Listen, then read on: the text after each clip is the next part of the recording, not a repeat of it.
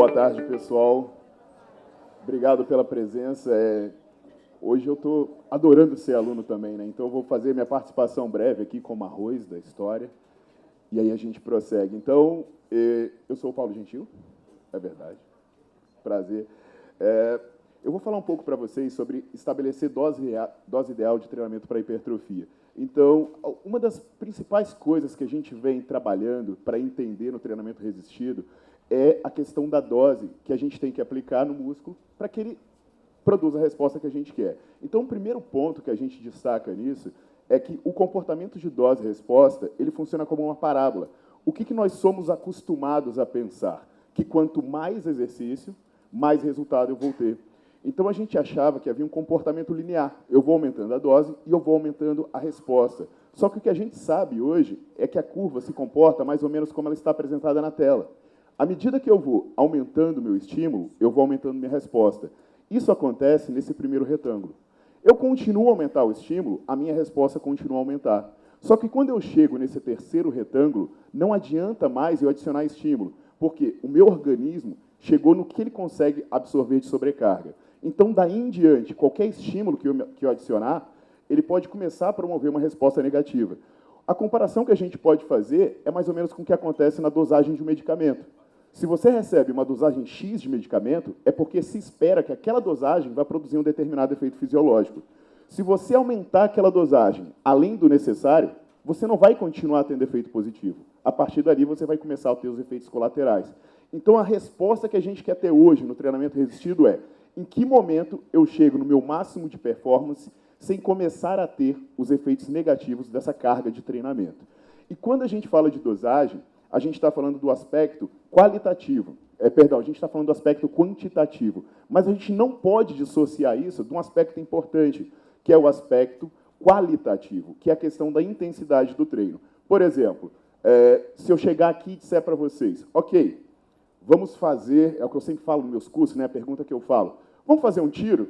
Aí vocês vão me perguntar, tá, legal, vamos fazer um tiro. E aí, Paulo, vamos fazer um tiro de quanto? Aí eu vou sugerir para vocês o seguinte, vamos fazer um tiro de 10 quilômetros? Isso não parece uma boa ideia.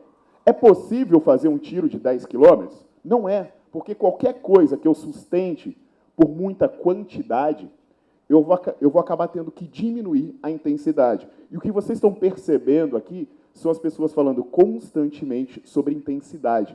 E a intensidade se torna um aspecto muito importante. Então, a primeira coisa que a gente tem que entender, se você aumentar demais a dose, você vai acabar perdendo um aspecto importante, que é a intensidade do que você faz.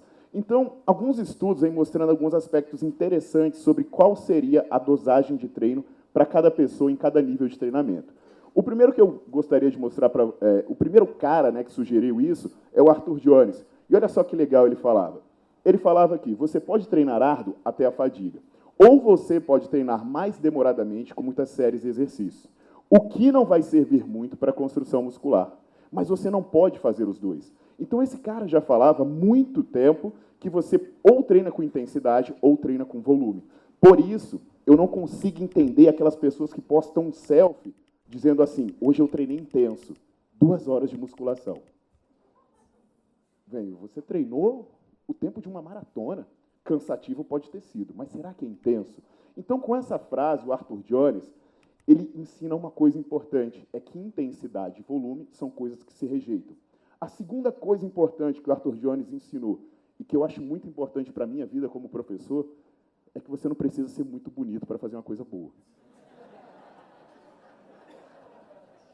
Então, a gente pensando nisso, a gente começou a estudar a dosagem de treino. E o nosso grupo, ele produziu alguns estudos interessantes nesse sentido. Eita, avançou bastante aqui.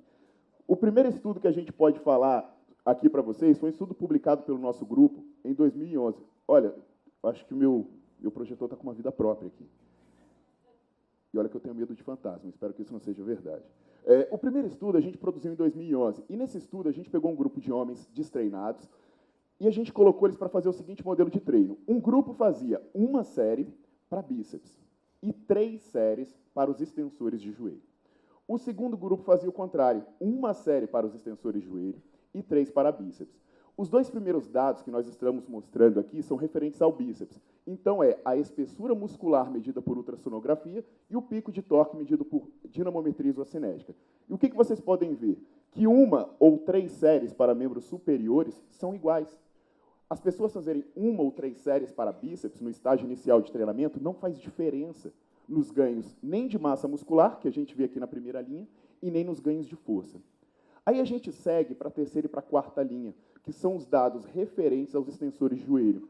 E o que a gente percebe? Que para a massa muscular, para a espessura muscular, não teve diferença, né? Apesar de ter uma tendência, a diferença não apareceu. Agora, para a força, já teve uma tendência mais significativa para os ganhos de força aparecerem com mais magnitude para o grupo que fez 3 séries. Apesar da diferença entre os grupos não ter acusado significância estatística, o que nós percebemos é que apenas quem fez 3 séries teve resultado significativo. Quem fez uma série de coxa não teve resultado significativo. E tem um estudo que eu participei da banca na Universidade Federal do Rio Grande do Sul, e que a gente está produzindo, esse dado ainda não foi publicado, ele está apenas numa dissertação de mestrado, que esse desenho foi muito interessante porque ele procurou anular aquela questão da individualidade biológica. Então, nesse estudo do Cristiano Guini, o que foi feito? A mesma pessoa, ela fez um lado, uma série no crucifixo. O outro lado, ela fez 3 séries no crucifixo. Então, para anular essa questão de individualidade biológica, diferenças individuais, foi a mesma pessoa fazendo uma série de um lado e 3 séries do outro lado. E aí foram avaliados os ganhos de força e o que nos interessa aqui são os ganhos de massa muscular.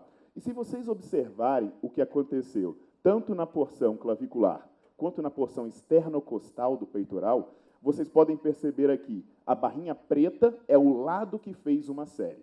E as barrinhas brancas são o lado que fez 3 séries. Vocês podem perceber que os ganhos de massa muscular são rigorosamente os mesmos para quando foi realizada 1 ou 3 séries. Então, a gente começa a ver que essa questão de 3 séries tem muito mais a ver com mito do que a ver com evidências científicas propriamente ditas. Pelo menos quando a gente está se referindo a essas características estudadas. E aí, qual o passo seguinte, então, que a gente vai?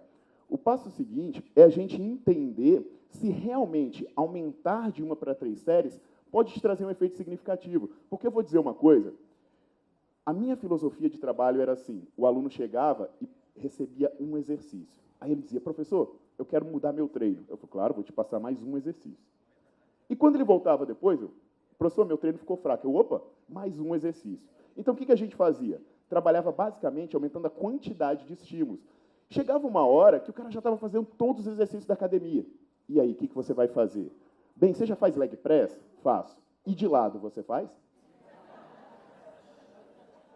Então, eu tenho que arrumar alguma forma de aumentar a quantidade de exercício. Aí vai ser leg press de lado, essas coisas que o Júlio Serrão adora. E que eu e meu boxer adoramos mais ainda. Então, o que o Haas pensou? Será que essa estratégia é eficiente? Então, ele pegou um grupo de pessoas treinadas, homens e mulheres, que eles vinham treinando com uma série. E ele imaginou o seguinte, ok, eu vou pegar essas pessoas que estão habituadas a treinar com uma série e vou aumentar o volume delas. Então, ao invés de elas continuarem com uma série, eu vou passar 3 séries para elas. Pessoas treinadas. Vocês podem ver aqui que eles tinham, em média, 6 anos de experiência treinando uma série. Então, vamos ver se existe benefício adicional. E sabe qual foi a primeira coisa que eles verificaram? Que as alterações na composição corporal não foram diferentes entre os grupos. Ou seja, eu pegar aquela pessoa que faz uma série e aumentar o volume dela para 3 séries, não trouxe benefício adicional em termos de composição corporal. A gente pode mostrar uma coisa que vai ressaltar a nossa atenção, apesar de não ser o nosso foco diretamente, que são os ganhos de força. Então, olha o que aconteceu com os ganhos de força. Nós estamos vendo ali uma barrinha azul, que é o grupo que continuou fazendo uma série, e uma barrinha vermelha, que é o grupo que passou a fazer 3 séries. Vocês podem ver que os incrementos de força, tanto no supino quanto na cadeira extensora, não mudaram. Então, eu tripliquei a quantidade de treino para não ter nenhum benefício adicional. Olhem o terceiro gráfico ali, que é a quantidade de desistências. Cada grupo tinha aí 21 pessoas. Vocês estão vendo quantas desistiram após começar a fazer 3 séries? 7 deles. Ou seja, praticamente 1/3 das pessoas desistiram. Qual é o principal motivo alegado para uma pessoa não praticar atividade física? O que seus alunos dizem quando somem da academia e você procura? falta de tempo.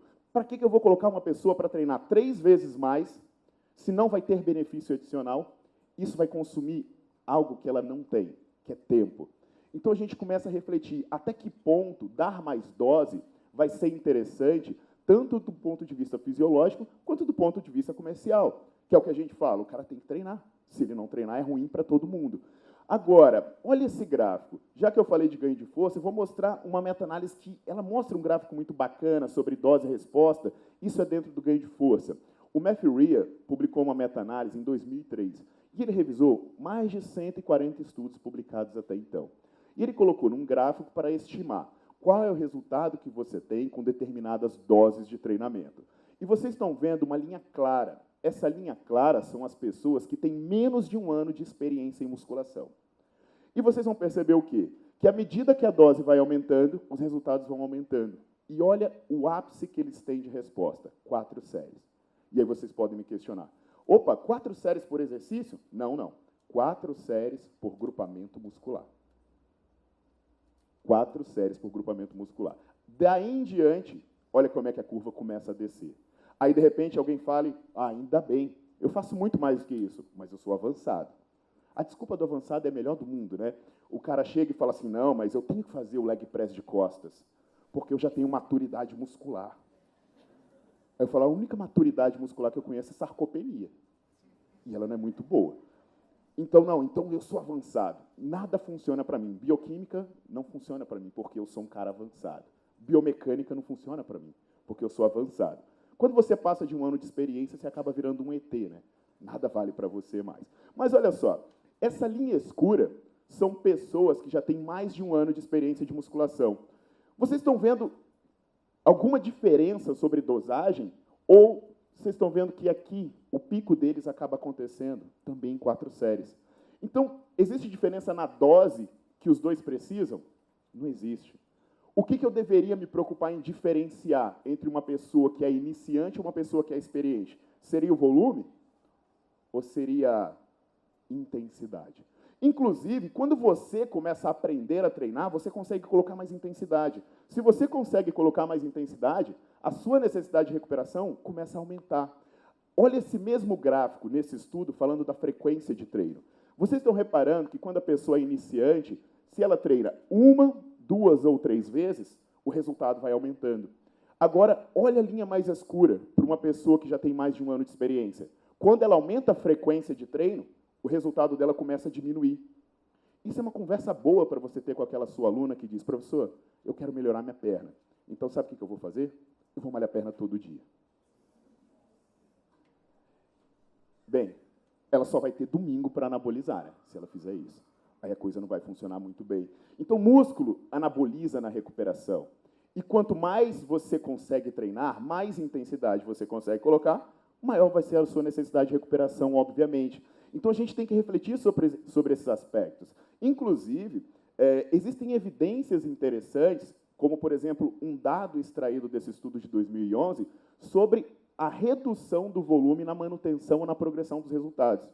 O Bickel pegou um grupo de jovens e idosos, e aqui eu vou mostrar para vocês os dados referentes aos jovens. E o que ele fez? Ele colocou essas pessoas para fazerem 3 sessões semanais de treino. Então, era um volume bem alto. Durante 16 semanas, essas pessoas faziam 3 sessões semanais, com 3 exercícios, com 3 séries cada um. Então, era agachamento, leg press e cadeira extensora. Essas pessoas passaram 4 meses treinando. Ao final dos 4 meses, ele pegou um grupo e falou, bem, ao invés de treinar 3 vezes por semana, você vai treinar 1 vez por semana. Então, ele manteve rigorosamente os mesmos tipos de exercício e reduziu para 1/3 do que as pessoas faziam. O que a gente pode esperar normalmente? Bem, a pessoa já está treinando 4 meses. Ela vai começar a chegar num platô, concordam comigo? Quanto mais você treina, mais difícil você ter resultado. E o que a gente costuma fazer quando a pessoa chega no platô? Soca-lhe mais exercício. Bota mais exercício nele. E o que aconteceu? Eles tiraram o exercício desses caras. E quando eles tiraram o exercício desses caras, estou falando que esse negócio está com vida própria. Olha. Olha só. Quando eles tiraram o exercício, eles continuaram ganhando massa muscular. Eles continuaram aumentando o tamanho das fibras dele, que essa é a avaliação que a gente tem. Então, ele diminuiu para 1/3 o volume de treino e as pessoas continuaram a ganhar. Imagina isso. Como será que a gente vai conseguir fazer isso na nossa realidade? Chegar segunda-feira para o nosso aluno, para o nosso atleta e falar, olha, deixa eu te contar uma coisa, o teu treino vai reduzir para 1/3.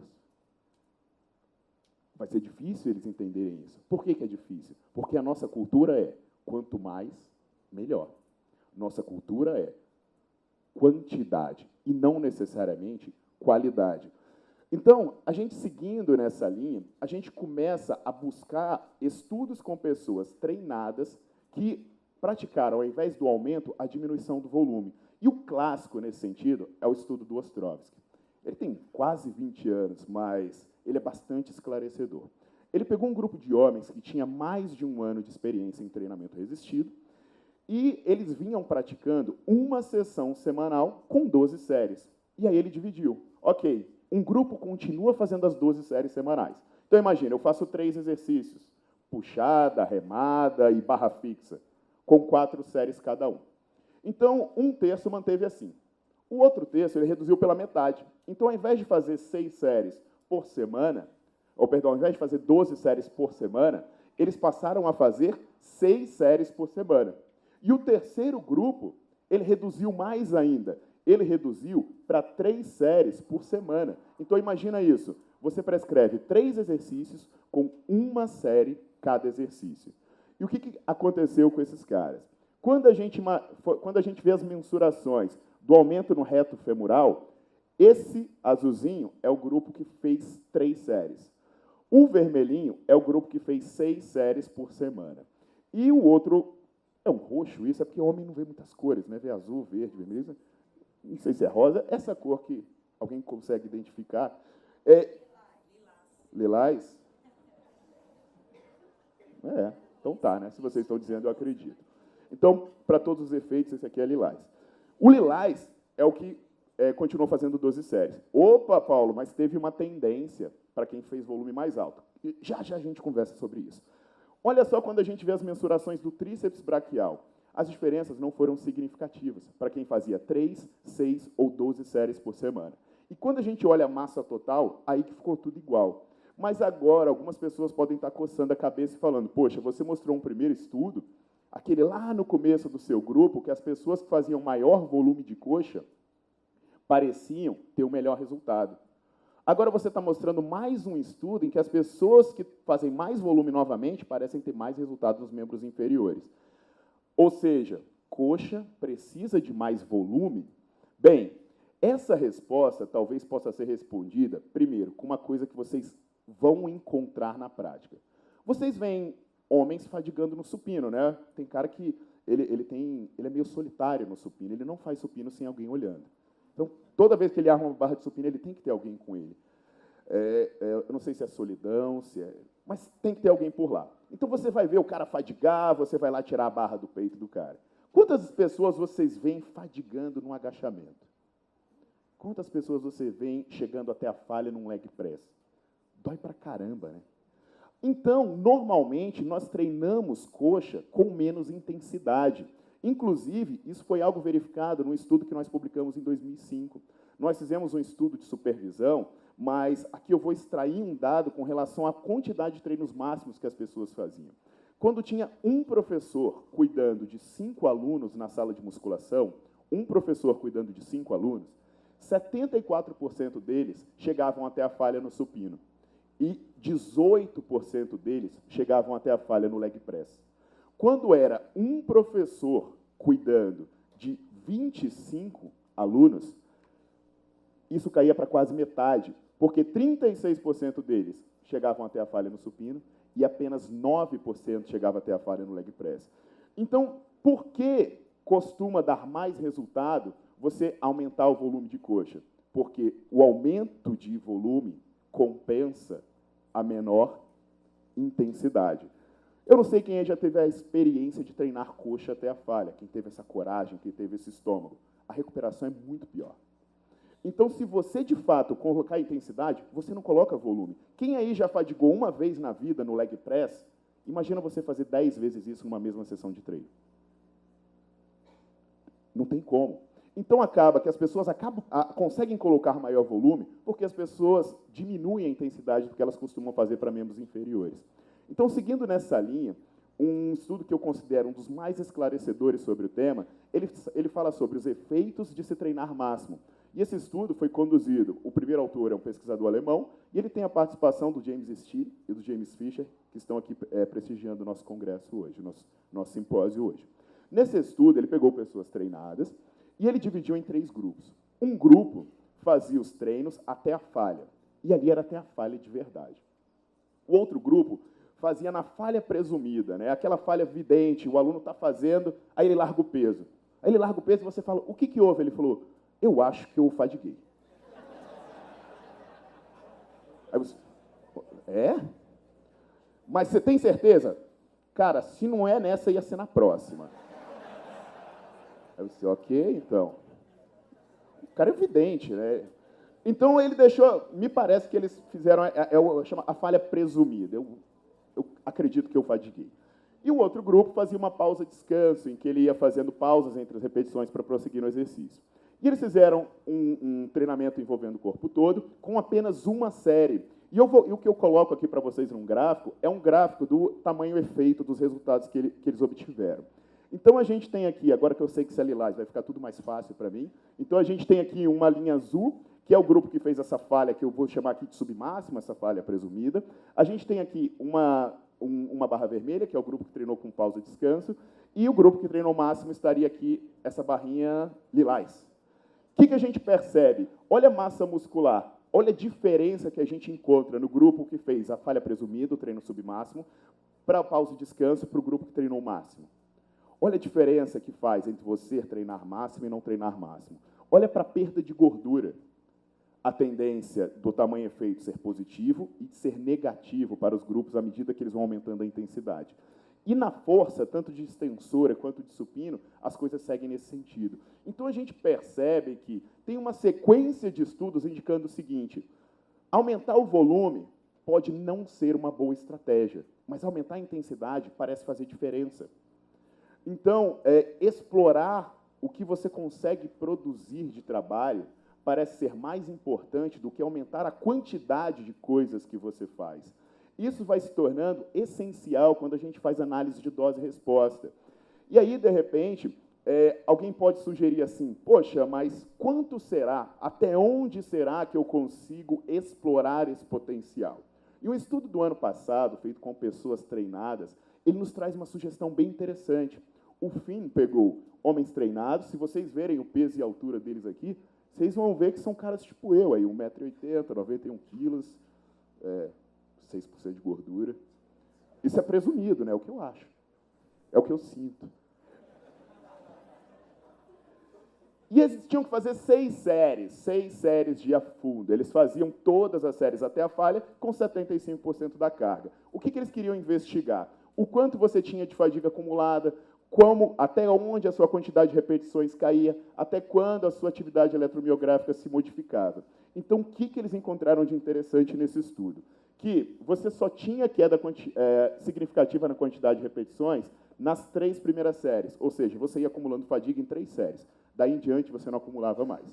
Outro ponto, na força, essa queda acontecia nas 4 primeiras séries. Daí em diante, se estabilizava. Ou seja, entre 3 ou 4 séries, é até onde você consegue explorar seu potencial de trabalho. Daí em diante, parece que você começa a dar murro em ponta de faca.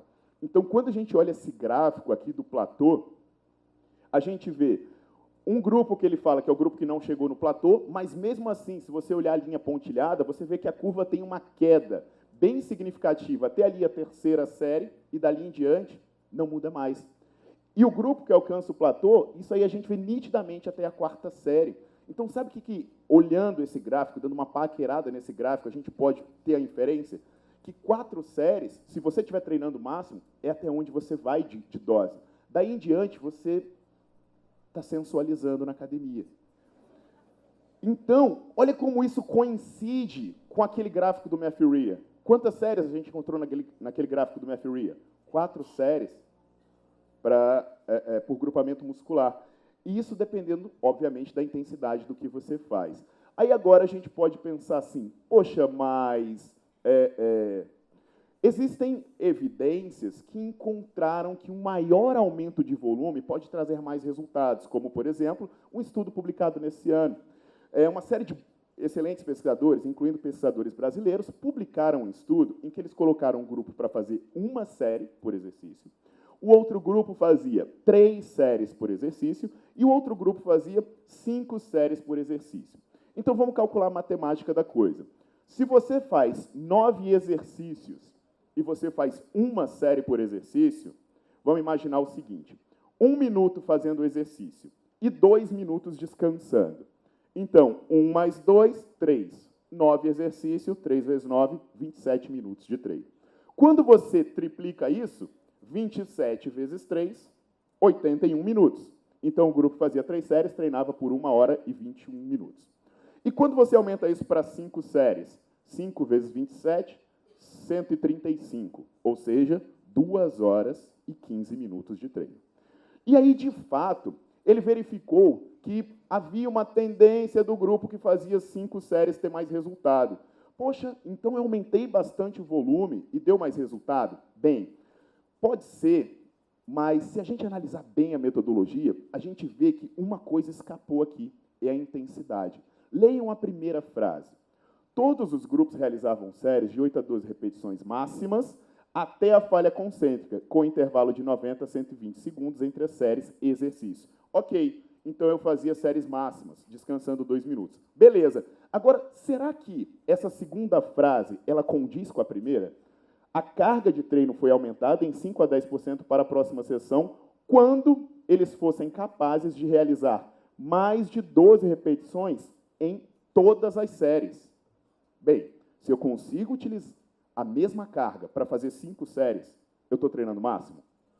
Não estou. Então, será que esse estudo fala que o aumento de volume pode te trazer resultado? Pode, mas e a intensidade? Na verdade, o que ele acaba revelando para a gente é que se o treino for submáximo, o volume pode compensar. De fato, isso pode acontecer. Agora, se o treino for máximo, isso parece não ser tão importante. Então, a gente, quando pensar na questão de quantidade, a gente não pode esquecer a questão da qualidade. Porque não adianta eu falar, legal, vou fazer um treino de 2 horas e 15 com o meu aluno. Você consegue fadigar em todas as séries por 2 horas e 15? Será que não é o mesmo convite que eu fiz no começo para vocês? Vamos dar um tiro de 10 quilômetros? Se você quiser trabalhar com volume, pode ser uma estratégia. Agora, se você quiser trabalhar com intensidade, talvez não seja a estratégia mais adequada. Até porque, quando você propõe intensidade, você acaba propondo volume baixo. Não tem como. Quantas vezes a gente não chegou na academia e viu o aluno com peso leve lá, aí chegou para ele e falou assim, fulano, aumenta a carga desse exercício? Aí ele fala assim, não, professor, está só no começo da série. Ele sabe disso, porque ele sabe que se ele fadigar no primeiro exercício da série, ele não sobrevive até o final. É a mesma coisa de você querer começar os 10 quilômetros num sprint. Você não termina os 10 quilômetros. Então, quando você propõe volume, você acaba impedindo que ocorra a proposta de intensidade. Beleza? Então, ok, está tudo perfeito. Aí eu estou fazendo a matemática agora. Legal, então eu vou treinar 4 séries. Então, sabe o que eu vou fazer? Eu vou fazer 4 séries de supino hoje, aí eu faço peito e bíceps. Então, hoje eu faço 4 séries de supino, 4 séries de rosca direta. Amanhã eu faço costas e tríceps. Aí eu faço 4 séries de puxada e mais 4 séries de tríceps. Bem, será que você está fazendo apenas 4 séries de tríceps se você fizer isso? Será que o seu corpo vê diferença entre o que acontece numa flexão de cotovelo quando você faz puxada e o que acontece numa flexão de cotovelo enquanto você faz rosca direta? Então, isso pode influenciar na sua dosagem de treino. E, por exemplo, o Júlio mostrou uma série de evidências sobre essa questão de não haver tanta diferenciação entre exercícios. E até a questão de você conseguir controlar a sobrecarga em determinados movimentos. E foi uma resposta que nós procuramos ter. Bem, como será que meu músculo enxerga a atividade ou o estímulo em cada exercício? E a primeira comparação que eu vou mostrar para vocês foi um estudo nosso que comparou puxada com a rosca direta. Então, nós pegamos um grupo de homens jovens e botamos eles para treinar com 3 séries por exercício, 2 vezes por semana. E a orientação para eles é que eles fizessem treinos máximos. Então, eles tinham que fazer 8 a 12 repetições até a falha, independente. 8 a 12 repetições até a falha na rosca direta, ou 8 a 12 repetições até a falha na puxada. Detalhe, não foi puxada supinada, tá? Foi puxada pronada mesmo. E aí nós medimos a espessura do músculo por ultrassonografia e nós medimos a força da flexão de cotovelo por dinamometria isocinética. E olha o que nós encontramos de resultado. Os ganhos de espessura para quem fez apenas puxada foram 6,1%. Para quem fez bíceps isolado, foi 5,8%. Aí a gente chegou aqui nos ganhos de força e também não houve diferença significativa entre os grupos. Ou seja, quando você fez a puxada, aquilo ali já foi uma dose. Você já tem que computar aquilo na dose para os flexores de cotovelo. Aí vem a segunda resposta, então. Ué, será, então, que vale a pena eu fazer esse acréscimo? Será que vale a pena, então, eu aumentar a dose que eu faria de flexão de cotovelo, terminando uma puxada e fazendo um exercício isolado? E foi outro estudo que nosso grupo conduziu. A gente pegou um grupo de homens jovens e eles fizeram 3 séries de puxada e o outro grupo fez o seguinte, 3 séries de puxada e quando terminava a puxada, eles faziam mais 3 séries de bíceps. Ou seja, eu trabalhei aumentando a dosagem de treino. E o que nós obtivemos de resultado com esses homens? Novamente avaliando a espessura muscular por ultrassonografia e dinamometria isocinética. Eita, ué, tá tudo bem aí. Então, o que nós verificamos novamente? Sem diferença entre os grupos. Ou seja, não teve diferença entre você aumentar a dose dos exercícios multiarticulares colocando exercícios uniarticulares. Então, lembra daquela história que o Júlio Serrão falou do glúteo 4 apoios, né, da mulher fazendo com pneu de caminhão lá? Às vezes a mulher vai chegar e vai falar assim, não, eu só coloco o glúteo 4 apoios no final para complementar. Aí todo mundo olha, né, porque na foto tem muito mais glúteo no 4 apoios do que no leg press. Todo mundo olha e fala, pô, mas tá aí, ela faz. Mas será que a dose que ela deu de estímulo para glúteo não foi aquela do leg press? E aquilo ali chegou só de perfumaria? Aí as pessoas começam com aquele conceito, não, mas isso aí é para dar forma. Como se o músculo fosse argila. Né? Você chega lá, o exercício é redonda para cá, redonda para cá. Bem, é complicado isso, né? A gente está trabalhando com artesanato de músculo agora. Ó. Eu vou trabalhar a fibra medial do sovaco direito por dentro do peito. Se eu virar o dedinho para cima e cortar a unha 2 centímetros para cá. Então, assim, a gente tem que trabalhar com conceitos mais objetivos. Talvez agora, olhando isso, a gente pense, pô, mas tem um viés no seu estudo, Paulo. Todas essas pessoas aqui que você mostrou eram pessoas destreinadas. Como será que isso se comportaria com pessoas treinadas? E essa resposta a gente começou a dar no estudo desse ano. Um grupo de homens treinados, que tinham mais de 2 anos de treino, passaram 12 semanas fazendo exercício. Se vocês repararem no treino deles, era treino hardcore total, olha lá. Segunda e quinta, né, peito e tríceps, porque eu já falei isso 1000 vezes, mas não custa repetir. Se você não fizer peito na segunda, você tem câncer. Normal, Deus vai te castigar, porque segunda-feira é o dia mundial de peitoral. Se você tiver um ano em que tenha muito feriado na segunda-feira, ninguém vai hipertrofiar peitoral, isso acontece. Então, eu estava lá. Aí vocês vão me perguntar assim, por que você não colocou quarta e sábado aqui?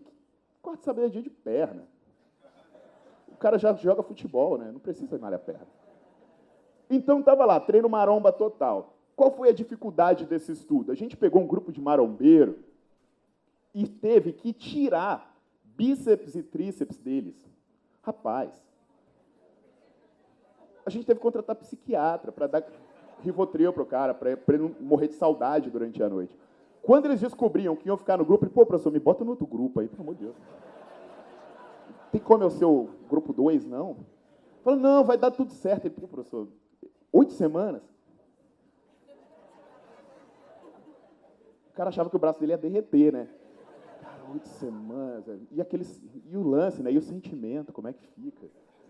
E aí a gente conseguiu fazer com que eles sobrevivessem às 8 semanas. E o que aconteceu?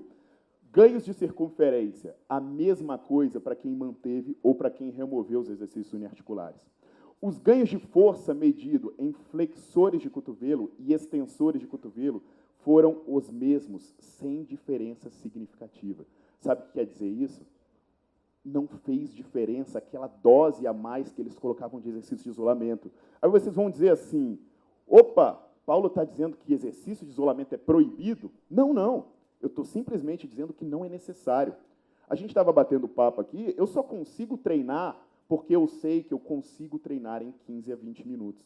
Se eu tivesse que prolongar isso para 30, 40 minutos, eu não teria mais tempo. Eu seria mais um dos caras que diriam, eu não faço musculação por falta de tempo. Então, você tem uma opção para controlar a dose, removendo os exercícios que são desnecessários. Eu não estou falando inúteis ou proibidos, mas eles não te dão nada mais do que você conseguiria nos multiarticulares. Então, quando a gente pega o conjunto desses dados, dessas informações que a gente transmitiu até agora, a gente pode começar a concluir alguns aspectos com relação a isso. Primeiro ponto que a gente pode concluir, a quantidade de treino a ser utilizada depende da intensidade. Se um cara está dizendo assim, eu malhei pesado por 2 horas, ele não treinou pesado, a não ser que ele seja o Wolverine ou algum desses outros caras aí que não faz parte das espécies que eu costumo estudar. Então, a primeira coisa, a quantidade de treino a ser utilizada depende da intensidade. E o que a gente tem sobre dados objetivos que a gente acompanha com base na literatura revisada? O volume de treino para ganhos ótimos ele pode variar, mas as sugestões apontam para um limite de 4 séries por sessão de treino. E agora muita gente está falando, poxa, mas eu fiz 12 a vida inteira. E eu pergunto, você fez 12 baseado em quê? Ah, eu fiz 12 baseado no que eu achava, no que eu sentia, no que o meu professor me passou. Aí, de vez em quando, a galera fala, ué, Paulo, mas o Schwarzenegger fazia isso. Eu falei, Schwarzenegger fazia isso há 40 anos. Schwarzenegger não é formado em educação física. Se eu chegar para você e disser, eu vou operar você, eu vou usar o mesmo procedimento cirúrgico da década de 70, tá afim? Você não vai achar legal. Mas tem gente que acha legal fazer o mesmo treino sugerido há 40 anos. E quando me perguntam assim, o que você falaria para o Schwarzenegger, então? Eu falaria, isso era legal na década de 70. Assim como era legal usar calça boca de sino e camisa florida. Mas as coisas mudam. Então, hoje, a gente tem dados objetivos para colocar um limite no volume. E uma questão importante, o cômputo de volume para um grupamento muscular deve levar em conta a sua participação em exercícios compostos. Você não pode fazer um treino inteiro de supino e considerar que aquilo foi um treino de peito.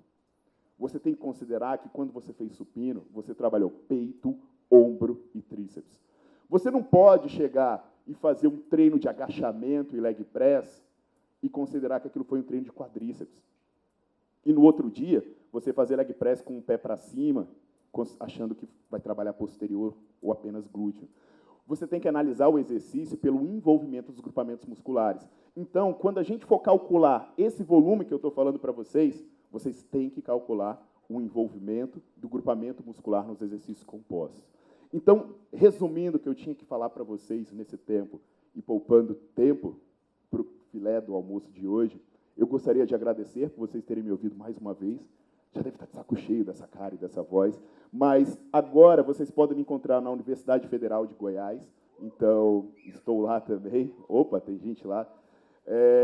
E muito obrigado pela presença, muito obrigado.